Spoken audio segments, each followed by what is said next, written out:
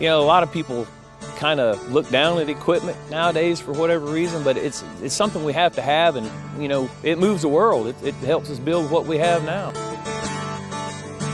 Well, my name is Chris Brownlow, and my title is lead man, crew lead. Bamberg County, 0513. We're on the kind of the catch-all crew. It's ditches and driveways, but we do a little bit of everything.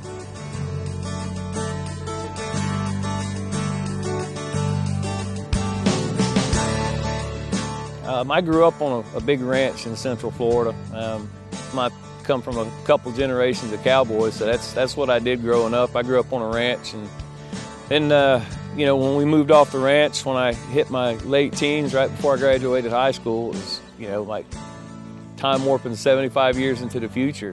So that was different, but you know, it was good too that I got to see, hey, there's other things out here to do besides sit on a horse all day long. And I wanted to get into something that had a little bit more stability as far as money and benefits go. And so I went to work at a sand mine in Central Florida, and I just kept working through the mines and different type of mining, sand, coal, gravel.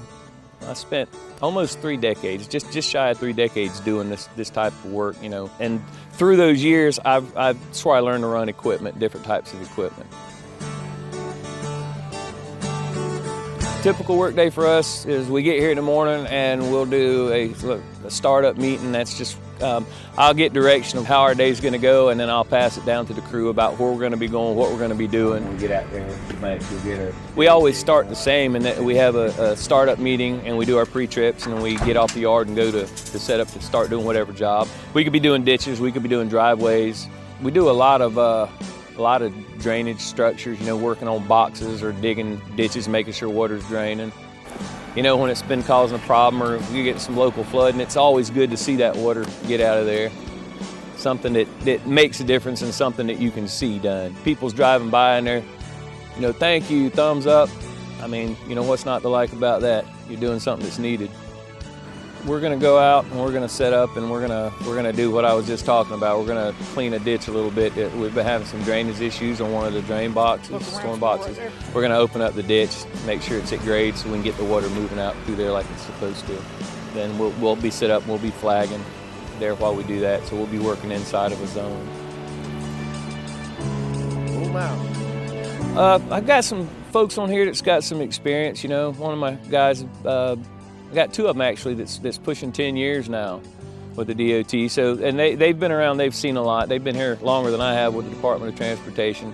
And it's good because you can draw, you know, knowledge from anybody. And you know, I've been in this type of work for almost 3 decades, but I tell everybody all the time, none of us are smarter than all of us.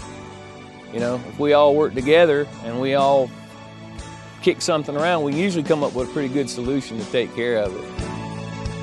It's not as high as stress as some places, and you know, there's good opportunity to get in here. There's good people to work with, and you know, it's a good place to you know, build a foundation, or you know, a good place to set a career at, and you know, stay here for your whole career. I like the people. I like what we do. I like, you know, just being able to do different things. Everybody's learning. You know, every day you learn something, or you should, and I like that aspect of this job.